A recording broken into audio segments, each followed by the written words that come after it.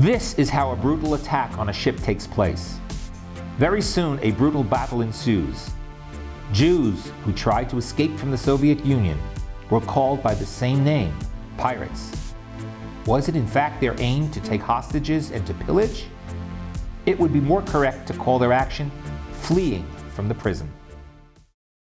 The Soviet Union was a huge place of imprisonment. Mankind must remember the significance of the deed accomplished by a handful of Jews in the Soviet Union. It constituted a challenge to the whole of this huge totalitarian regime. What was the source of the courage of the Jews of the Soviet Union? After all, were not all Jews the most downtrodden people in the state? What impelled them to undertake such a daring step? The answer is clear. The very existence of, indeed now, the Jews have a state of their very own, the State of Israel. The existence of the Jewish state was a source of courage and readiness for self-sacrifice, and a direct reflection of the heroism shown by the Jewish people when fighting daily for its independence.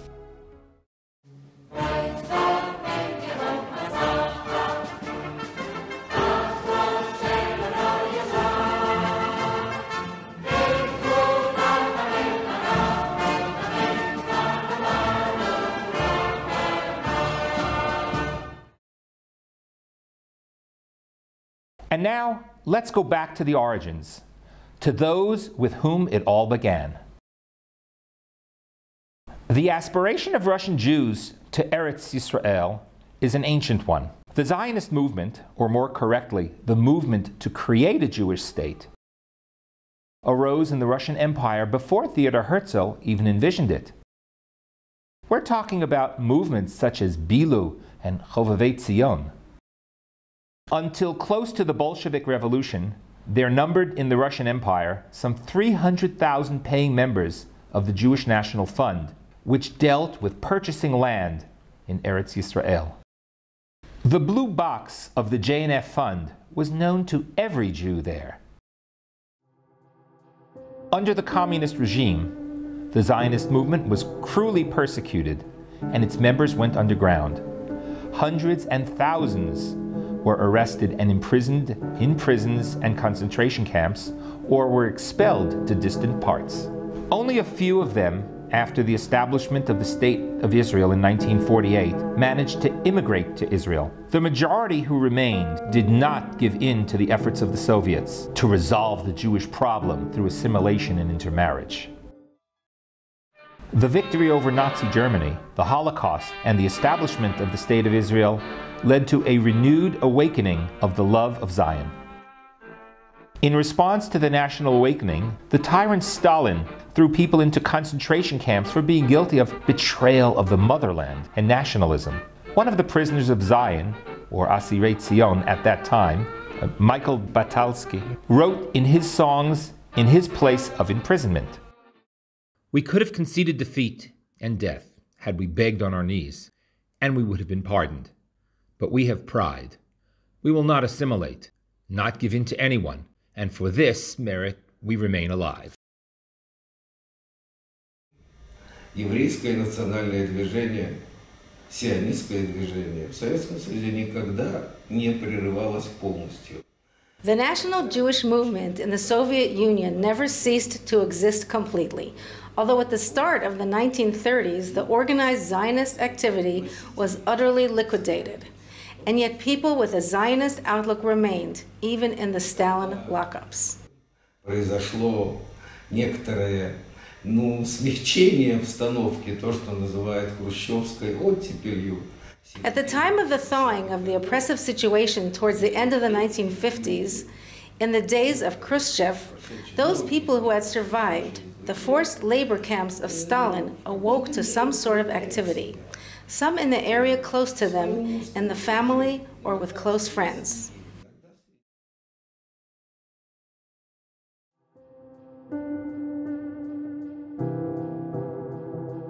In the 1950s, there appeared a new generation of Asirei Tzion, prisoners of Zion. This happened at the end of the Second World War, after the coming of the Holocaust, but especially after the establishment of the State of Israel. One of the directions of the activity was gathering the Jewish youth in order to restore places of mass massacre during the Holocaust. Participating in this undertaking were those who had lived in the vicinity of the Minsk ghetto, in Babi Yar, in Kiev, in the Ramboli forest on the outskirts of Riga, and in other places. An additional direction of activity was the establishment of study groups for the study of the language of our people, the Hebrew language. As a result of this, there sprang up a network of Zionist organizations in different cities, in Moscow, Kiev, Kharkov, Minsk, and even in distant places like Sverdlovsk and Frunz. In Leningrad, there sprung up several Hebrew study groups organized by the Zionist Committee. Организация приняла на себя задачи. Это основная задача – борьба за свободный выезд евреев. The organization took upon itself a number of tasks. The main one, the struggle for freedom to go to Israel. In this framework, they had to fight against assimilation. As for a most meaningful area of activity which the organization was involved in, this was the establishment of the ulpans. Here with us in Leningrad, a number of ulpans were established with their principals and teachers. Among those who participated in this most actively Были учителя и руководители этих ульпанов, очень активно в этом участвовал. Were Hillel Butman, Vladimir Mohilever, David Chernoglaz, Asher Blank, and they even taught songs in Hebrew. Наиболее такие яркие дела делались в организации, которые были совершенно... There were varied projects. The organization established a center for publishing the material, and we assembled an ARA photography machine. And then the Six-Day War broke out.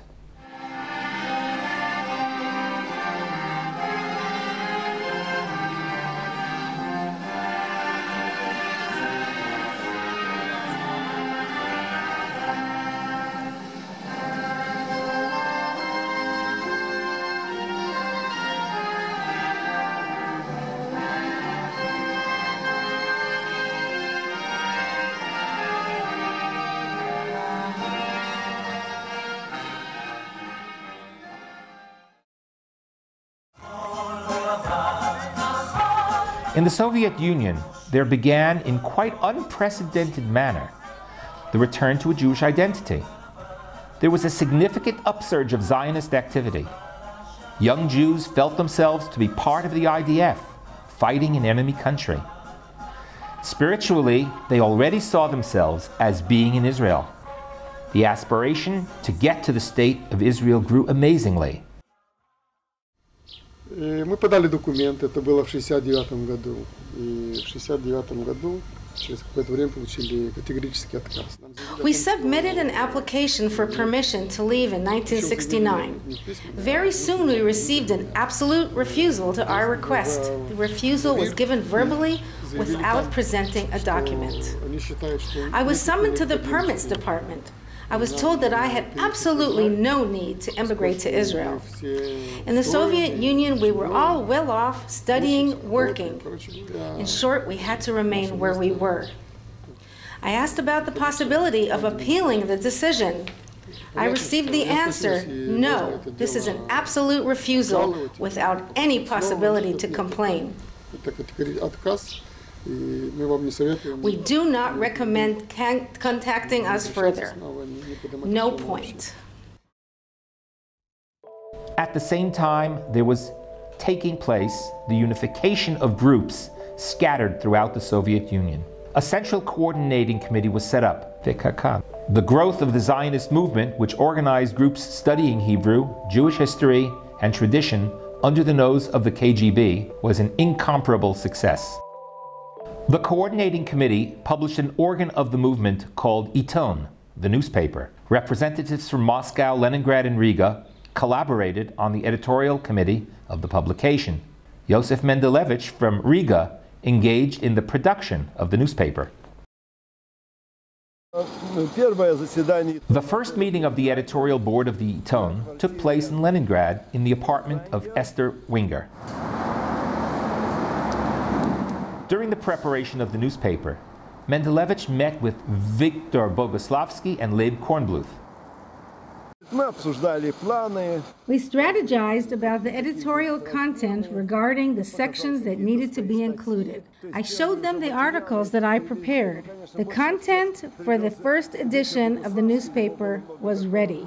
Viktor Boguslavsky contributed a lot of the material for the paper. I immediately began to prepare the newspaper for publication.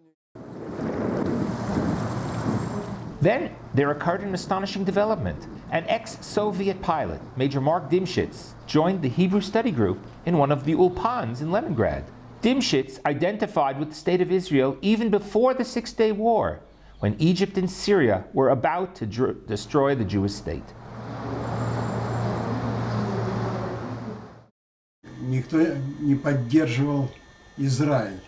Такое впечатление, что над страной нависла угроза. Nobody supported Israel. The impression was that the state was facing the threat of destruction. I was very worried. The Soviet media spoke in a hostile tone. The Soviet propaganda, in fact, engaged in a fierce attack on the state of Israel. In fact, anti-Semitic preaching. Я собирал все статьи, опубликованные в журналах и в газетах, причем на суде в дальнейшем все вот эти вырезки из газет, журналов. I collected articles of the type published in their newspaper and publications.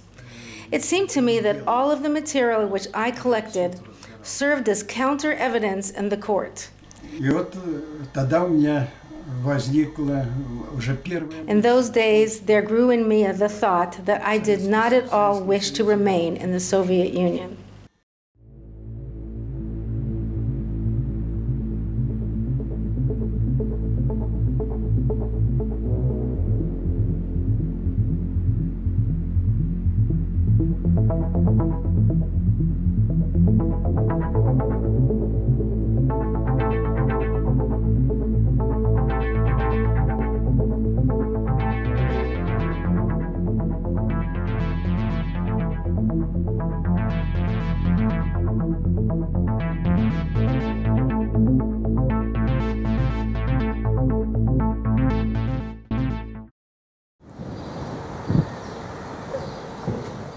In order to get to Israel, Dimshitz suggested to Hillel Butman, an Ulpan teacher and member of the committee in Leningrad, a plan to hijack a Soviet plane. I met with Butman several times. I recall that on the third meeting I shared with him the dream to leave the Soviet Union and to get to Israel. Afterwards, we began to discuss all the ways to achieve this. Finally, we came to the conclusion that the realistic way was to hijack the plane. Butman enriched the plan with the idea to hold a press conference at the place where the hijacked plane landed. In the press conference, they would have to appeal to the Jews of the world to support the struggle for freedom of emigration from the Soviet Union.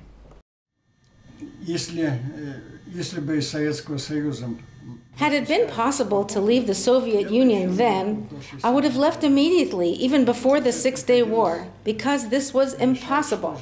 I had to search for every possible way. I was full of ideas.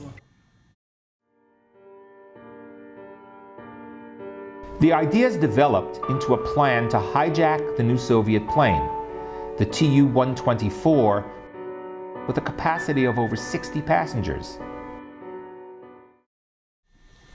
Мы с ним обсуждали вопрос, что делать, и пришли к выводу, что я, значит, беру на себя задачу познакомиться с самолетом. I discussed with Butman about what we could do. We came to the conclusion that I had to learn about the TAV Tu-124 airplane, which flew onto Leningrad-Murmansk route. Butman undertook to recruit passengers. В общем, под названием «Свадьба». We gave this the name, wedding. The proposed groom was Mikhail Kornblut. Невеста я уже не помню, как ее звали. The name of the bride, I do not recall.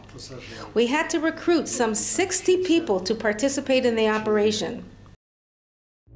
Hillel Butman started in Leningrad to recruit participants in the hijacking from among the members of the Zionist movement in the underground. By doing so, he bypassed the Central Committee in Leningrad, the Komitet. Butman was well aware that the Komitet would oppose the hijacking operation. In order to recruit additional members, Butman returned to Riga. Butman knew that in Riga the Zionist movement was extremely powerful. Я к тому времени уже втянул в операцию «Свадьбу» Кузнецова и Сильву. At that time, I recruited for Operation Wedding Edward Kuznetsov and Silva Zalmanson. I asked them to recruit about another 10 participants from among the Jews of Riga. In Leningrad, I had already found some 40 people prepared to run the risk. Kuznetsov had not long been released from prison and was living near Moscow. He had come to Riga not long ago and did not know anyone with a Zionist outlook except for his friends, opponents of the regime. And so Mendelevich engaged in looking for volunteers. В основном вот Менделевич занимался подбором этих вербовкой. I started recruiting. No, not recruitment. That is, among others, I would call it joining friends. Нас привлечение твоих товарищей по духу.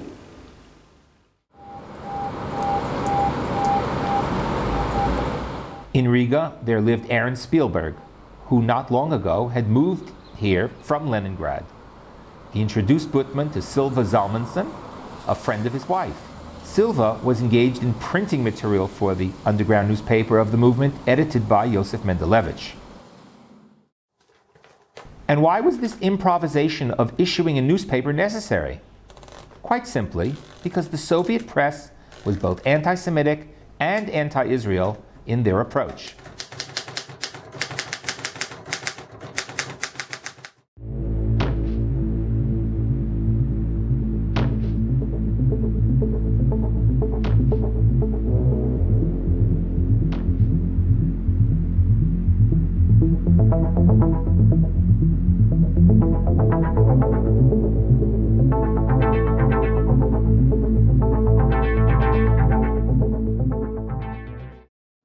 It was at this time that Silva Zalmanson was registered for marriage to Edward Kuznetsov, who had recently been released from prison after having been sentenced to 7 years imprisonment for anti-Soviet activity. Kuznetsov had moved to Riga because at that time several Asirei Tzion had received emigration permits there. He guessed that if he remained in the Soviet Union and continued with his activity, the KGB would rearrest him. Silva Zalmanson knew that Yosef Mendelevich, the editor of the underground newspaper Iton, was connected with the members of the underground movement. She asked Kuznetsov to talk with Mendelevich about this. I felt that some dramatic, perhaps even tragic act was necessary which would compel the Soviets to retreat from their totally closed gates policy. The moment that Mendelevich heard from Kuznetsov about Butman's and Dimshitz's plan, he joined the group without hesitation. In his diary, Kuznetsov recalls that he was surprised by Yosef's immediate agreement. He was unaware of the ardor of the Zionist underground activists and had not anticipated an immediate positive response. In fact, Hillel Butman did not act carefully in recruiting the participants. In order to attract the number of participants required for the operation, he contacted people whom he barely knew. According to Mark Dimschitz, out of the total of those approached, only about 25% agreed to participate in the operation. Sometime later, members of the Zionist Committee of Leningrad learned about Butman's unsolicited initiative. He was given a sharp rebuke for this independent activity. It was a justified reaction. The committee members undertook not to undertake independent activity. The committee's declared goal was strengthening and spreading Zionism and Jewish education.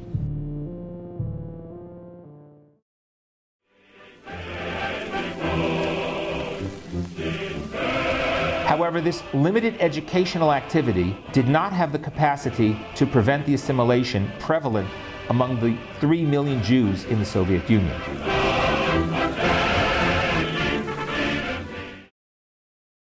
The Zionist Committee in Leningrad managed to convey to Israel information concerning Butman's plan to the relevant elements in the State of Israel.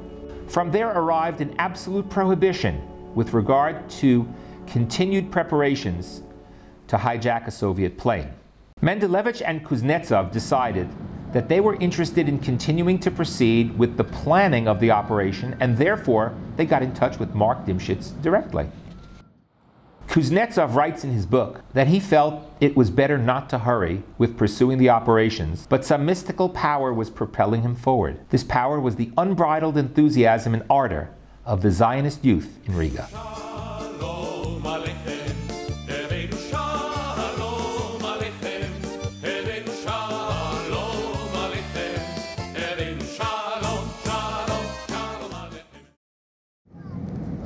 Dimschitz traveled to Riga and met with Mendelevich and Kuznetsov.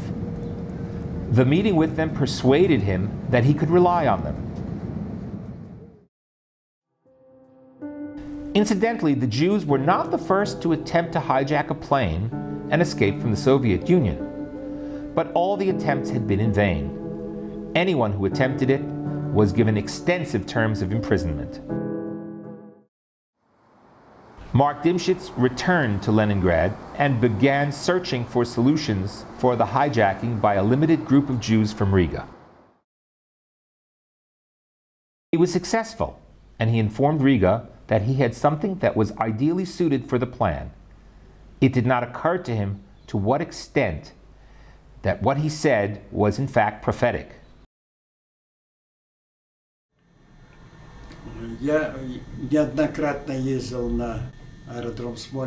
I would frequently visit the Smolny airfield. I watched the landing and takeoff of the planes in order to refresh my experience as a pilot. In our flight department, they used to say, to watch a plane landing 10 times is as if you were landing yourself. In short, I went there to study things at close hand.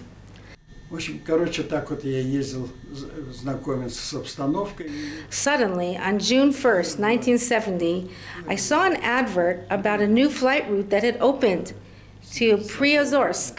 В аэропорту я увидел объявление, что вводится новый рейс на Приозерск. He thought about taking the group aboard a plane flying to the town of Priozersk. From there, the plane was due to continue on to Sortovalo, a town situated about 50 kilometers from the border with Finland. The truth is that its proximity to the border was not a real advantage. There was an agreement forced on Finland to extradite anyone escaping from the Soviet Union. Anyone doing so from the standpoint of the Soviet Union was a criminal seeking to avoid punishment. Finland sent back people without any examination. Consequently, to get political asylum in Finland was an impossibility. Therefore, the plane, after it was hijacked, would have to fly over Finland and the Baltic Sea and land in Sweden. There was barely enough fuel in the plane for such a lengthy flight. The experienced Mark Dimschitz carefully selected the nearest landing point.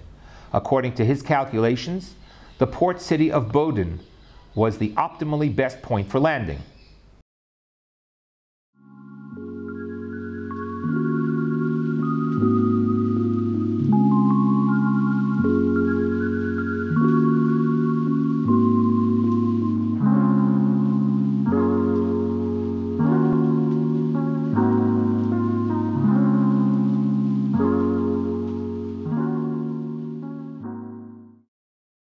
Major Dimshitz also planned additional means in order to mislead the Russian air defense system. According to the plan, he was supposed to fly at the lowest height above the treetop in the most forested area. The radar systems were not able to trace a plane flying at such a low level.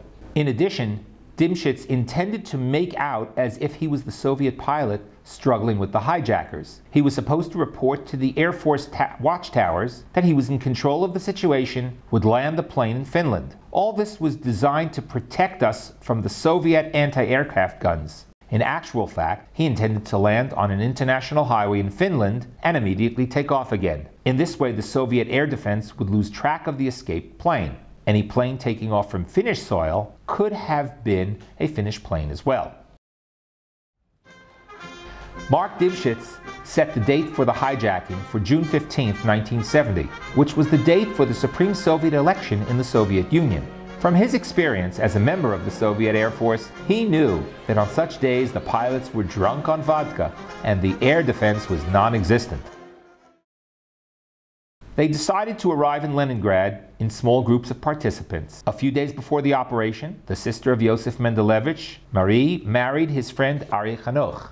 Butman's plan to present the large company that was due to board the plane as flying to the wedding had already been cancelled. But here indeed were a real bride and groom, Aryeh and Mari. Mari was pregnant. The plan was for Mari and Aryeh to wait beside a landing strip near Priozhsk and board the plane only after the hijacking.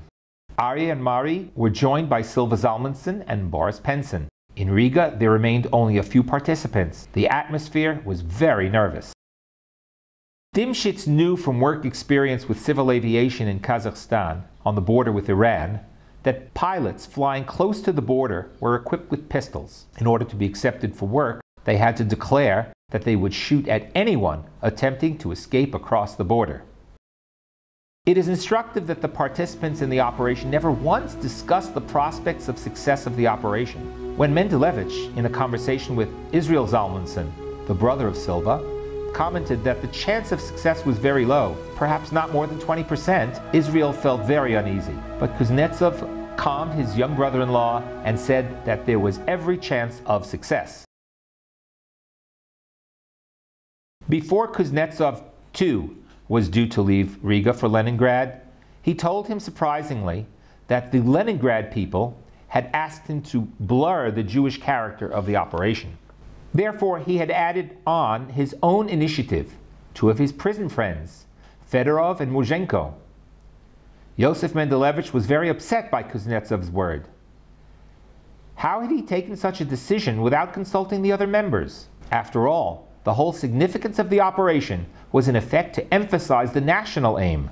In fact, this fear was well-founded. Here is what Meir Vilner, the Secretary General of the Communist Party in Israel, said.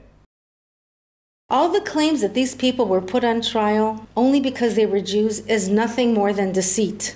Take, for example, the fact that among the initiators there were Russians. Therefore, all the talk that the people who were put on trial because they wanted to emigrate to Israel is absolute falsehood. Anti-social slander concerning the situation of the Jews will always remain a part of the Cold War against Soviet Union.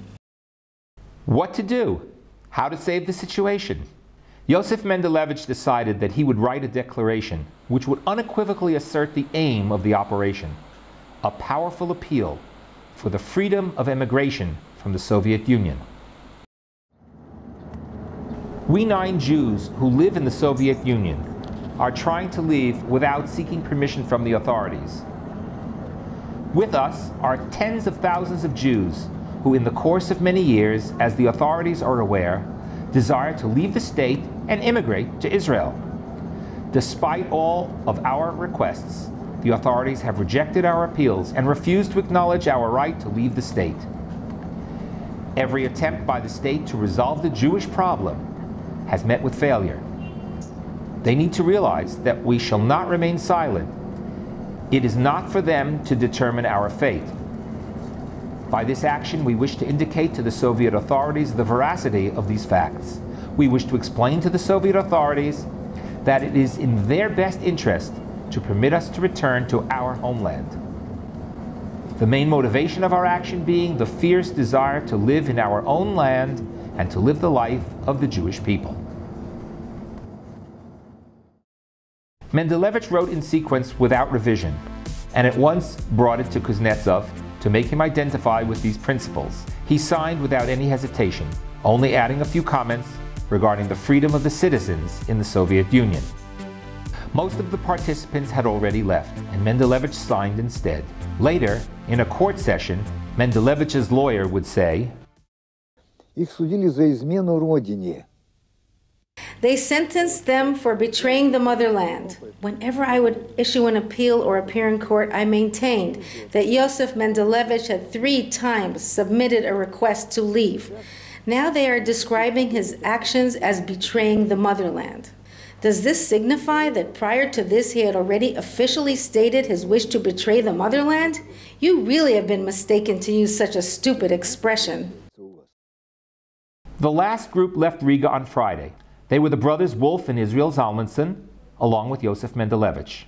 Wolf was still serving in the Soviet army and wore the army uniform of a lieutenant.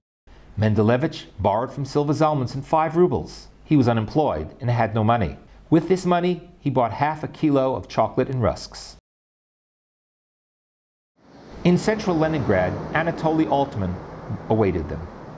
He told them that the friends of Kuznetsov, Fedorov, and Muzhenko had already arrived. According to them, they felt that they were being watched, but they had managed to get away. We took a taxi in one direction. We stopped the taxi and ran to the opposite direction, and again took another taxi. We disengaged. Altman told the members of the second group, Mari Mendelevich, her husband Aryeh, Boris Pinson, and Silva, were rather nervous. They felt that the KGB was tracking them. Kuznetsov tried to calm Silva. And yet the feeling did not mislead them. They were all arrested in Priyozhersk. In a Zoom conference, Hanoch told, Прошло какое-то время, может быть, еще полчаса. Пришел ко мне еще, вышел один человек. Some time passed, perhaps half an hour. Someone else appeared and came in my direction. He asked me, "May I light a cigarette from the bonfire?" "Okay." And I answered, "That's fine." I understood that then would be an arrest. The man drew a gun and shouted, "Raise your hands!" I raised my hands. I heard a shot. He had aimed at me. He ordered us to lie on the ground. И сзади я одели на меня наручники, я увидел, что всех остальных моих друзей тоже одевают наручники, и нас рассадили в разные машины и повезли. Other people arrived and started to handcuff us. They put us into cars and began to drive off. On the way, I felt that my eyes were watering. I was amazed at myself that I was calm. I had been ready for them to arrest us.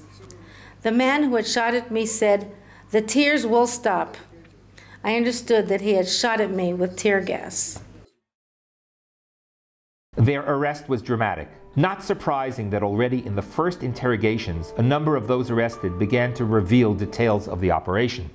Meanwhile, Mendelevich, the Zalmanson brothers, and Anatoly Altman traveled to a meeting of all the participants in a wood not far from the Smolny airfield, where they were due to take off the following day. In the wood, where the get-together took place, there was a joyful atmosphere. They joked, cooked over a bonfire, tourists to all intents and purposes. Sometime later from Leningrad, there appeared Mark Dimshitz to deliver a final briefing and to divide them into task groups. Dimshitz had an improvised gun from the time he worked in a factory. But anyway, it was a very regular, romantic situation. And then all of a sudden, discussing our roles in taking over, we noticed that several cars, black cars, come close to our place. It was a known type of Volga, widespread Russian cars, but this type of cars, black, with the numbers 00 and something, certainly were of secret services. Some plainclothes people walked out from the cars, walking to our direction. So we felt tensed, we felt that something is happening, and we expected to be arrested. For also there were only maybe some couple of people, 3, 4 of them, but who know, maybe much more would come from our back. Anyway, the people come close. I would say some maybe 10 meters, 15 meters close to us, and all of a sudden they turned around and went away, took their cars and went away. But anyway, people felt that something is happening, and some friends discussed it and suggested that we have to run away. And they told it's obvious that we are being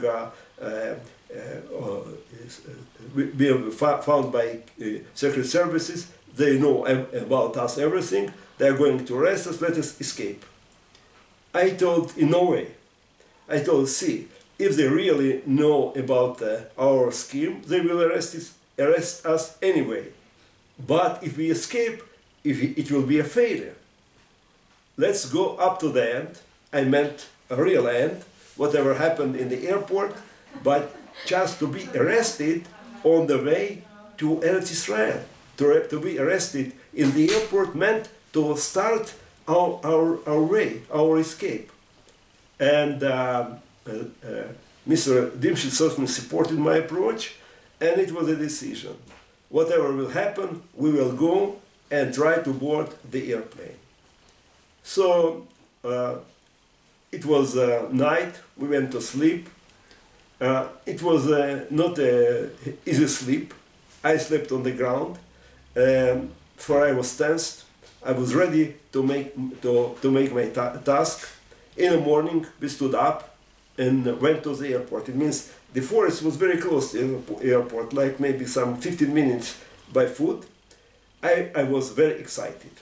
I thought to myself, what this privilege to bring freedom to Am Yisrael, the nation of Israel, it's my part, I will do it, you know.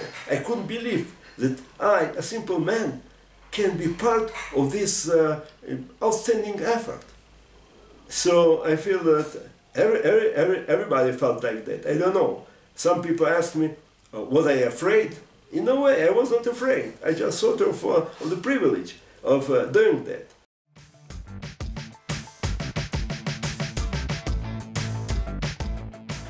Fyodor and Muzhenko went to the railway station to see whether Dimshit and Kuznetsov are being followed by KGB agents, and then coming back, they waved with a hand that everything is okay, they are being not followed by KGB. After we decided that we shall continue anyway, also we felt that we are being watched by secret services. Before going to sleep, I suggested, friends, whatever you have, like notes or some addresses of other people, try to eliminate that if being really arrested, nothing will be left. Some of them went in the forest, but after we were arrested, it turned out that simply torn their notebooks in a couple of pieces and throw it in a lake. So the next day, KGB people came, took out from the lake their notes, and people were searched, and some of them arrested. На промежуточном аэродроме, где еще можно было появиться без соответствующего разрешения погранслужбы, At the place where the plane made a landing, according to the official route, we were supposed to catch the pilots and tie them up whilst making sure that they were okay. We had agreed not to use force in order not to cause any harm. Было запрещено проводить какие-то насильственные действия с тем, чтобы их не ранить. The intention was to remove them from the plane and to place them in sleeping bags in the tent in order to protect them from rain. After this, we would bring aboard the plane 4 members who were waiting in the woods. And then it was announced boarding. Friends started walking by foot, for it was a local airport, a very small one. So I was I was the last one in the row. I looked to my friends stepping to the airport. I felt proud. Really, the military task force, strong young men with backsets on their backs. I felt like I am already part of IDF. And then some of them start looking at my direction. What would they look for? So I imagined that maybe they told me that I had a black beret. As a religious man, I covered my head. And before leaving the force, they told me, remove the beret. Now they're looking to my beret in this very outstanding situation. And then I understood it's not that. They're looking not at me, just in my back. So I looked myself as well, and I understood what the problem. Mr. Dimshit was missing. What happened, I noticed him coming at the airport with his wife and two small daughters. So I figured maybe they didn't listen to the announcement, for they were outside the building of the airport, a smaller, shabby building. Anyway, they stayed outside, so maybe they didn't listen to the announcement. I have to tell them. I start running back.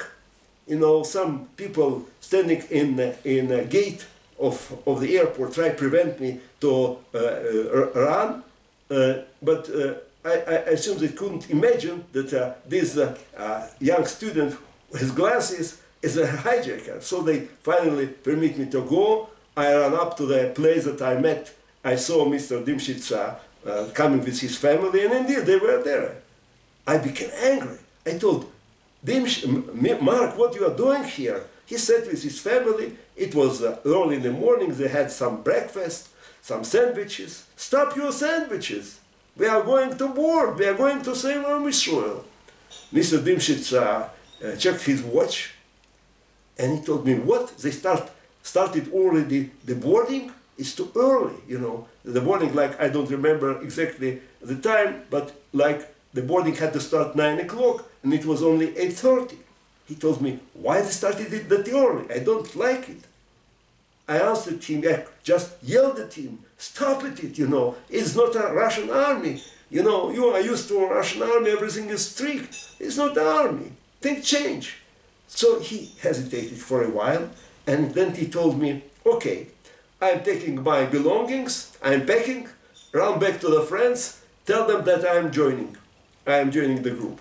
So I start running back, as I was explaining, as I was excited before that, but now I was twice as much excited.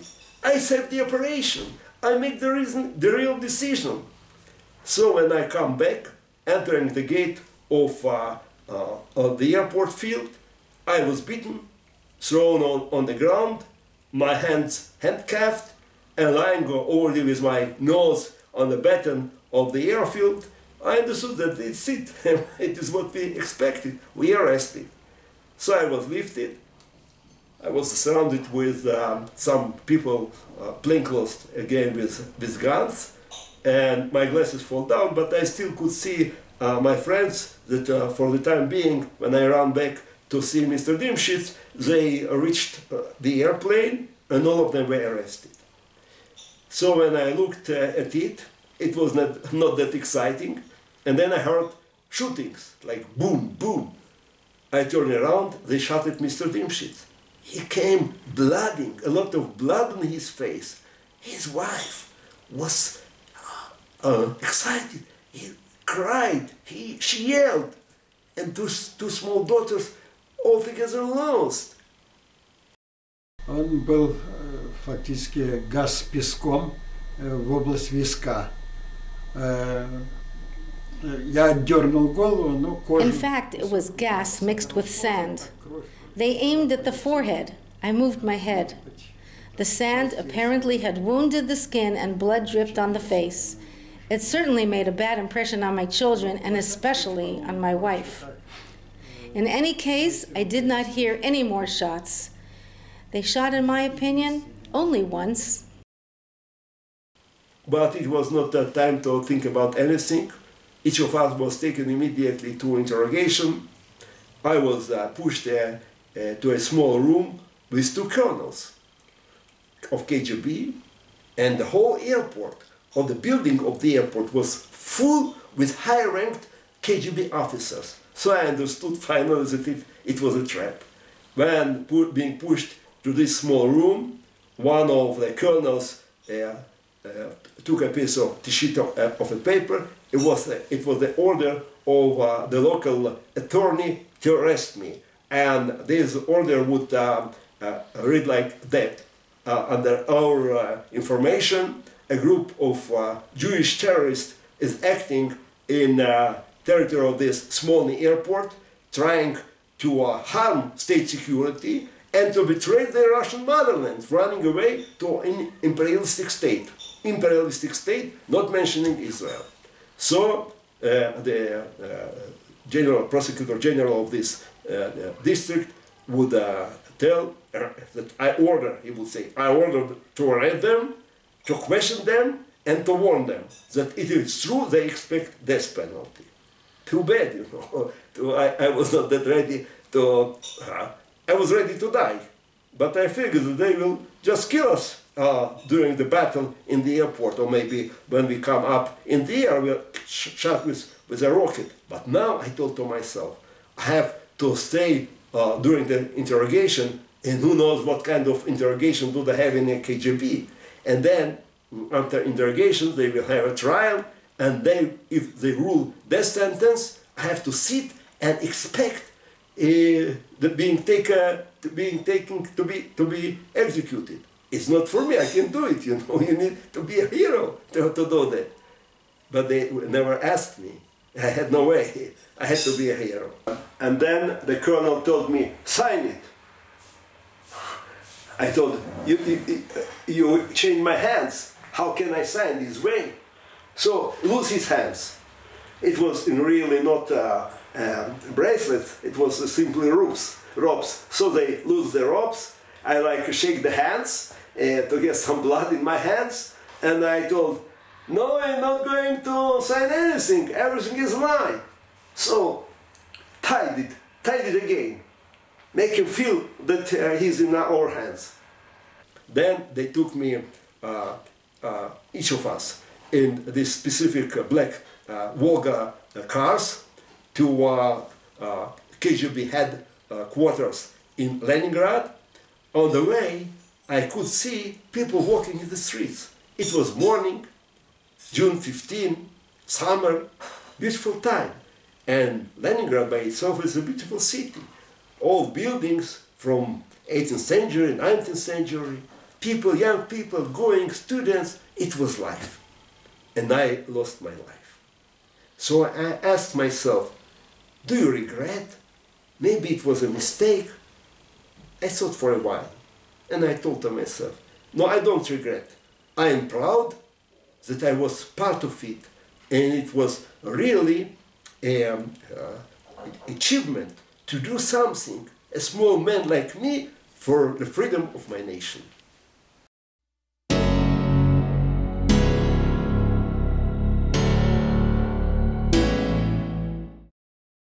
Here is what the government newspaper Izvestia wrote.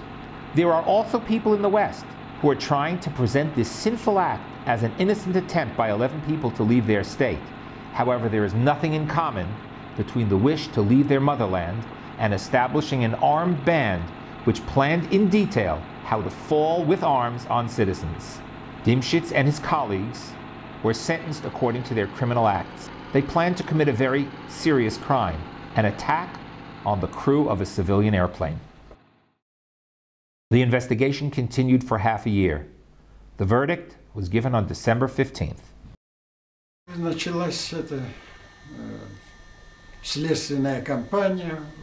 Interrogations began. They frequently called the interrogator. I spoke to them very frankly, just as I am telling you now. I told them, for a long time I had wanted to leave the Soviet Union. Понятно, что позиция наша сохраняет как бы непричастность поначалу к It is clear that our version claiming that we had not wanted to hijack the plane did not hold up for long. In fact, we all admitted this. We denied that we intended to commit a crime of treason. То есть это выставлялось под соусом бытовой побег с тем, чтобы We presented the act as an innocent attempt to get to Israel so that we could live in the state of Israel. Dimschitz's statement in the court made a big impression. It was clear that he had prepared it well. Dimschitz accused the Soviet authorities of anti-Semitism.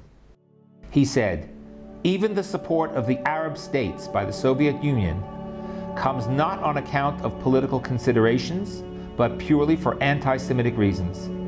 You hate everything Jewish. Now, when we have our own state, you wish to destroy it. The judge was furious. He screamed, "Liar! Shut up!" Edward Kuznetsov criticized the Soviet regime. The judge asked Mendelevich, "Why did you wish to betray your motherland?" Mendelevich answered, "Although I was born here, it is not my motherland.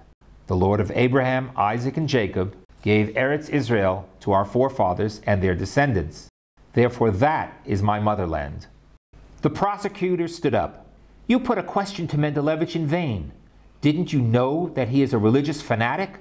It is inconceivable how someone with a university education can be so limited in his general outlook. Apart from his religion and his nation, he has nothing." He wished to hint to the judge that for this reason Mendelevich should receive a severe punishment. All the company behaved during the trial very respectfully and with national pride. Каждый сказал в последнем слове, что он думает. Everyone said in the summary what was in his heart. Dimschitz said that he was well aware that he had the good fortune to be with wonderful people like us, who during interrogation and trial, each one sought to back up his comrade and not to accuse each other. И пришел черед говорить Сильве Залмансон. When it was Silva Zalmanson's turn to speak, she stood up and said, "The accusations that we ate the bread of the Russian people and that we are scum are completely unfounded." And then she said in Hebrew, "Im eshkachech Yerushalayim tishkach yamini," and translated this into Russian. And there was complete silence in the courtroom. Mark Dimschitz and Edward Kuznetsov were sentenced to death. After them, Yosef Mendelevich received the severest punishment, 15 years imprisonment for treason, attempting to hijack a plane, and for promoting Jewish education in the underground. The human rights activist and Nobel Prize winner Andrei Sakharov expressed his view about the Leningrad trial. There is no doubt that here was a case of adventurousness and infringement of the law, and for this they should rightfully be punished. At the same time, the crimes that they intended to commit did not endanger the lives of the pilots. The only passengers on board were members of the group. The hijacking of the plane was supposed to take place on the ground. In short, this was not a classic case of hijacking a plane, and without any doubt. The Nobel Prize winner and prominent scientist, Andrei Sakharov, gave an exact description of the Leningrad trial, but above all, he tried to extend a helping hand to the prisoners. Here are the recollections of Eva Lizitsyn, of blessed memory, the sister of Yosef Mendelevich. She succeeded in evading the KGB people and getting to Moscow in order to present an appeal to the Supreme Court.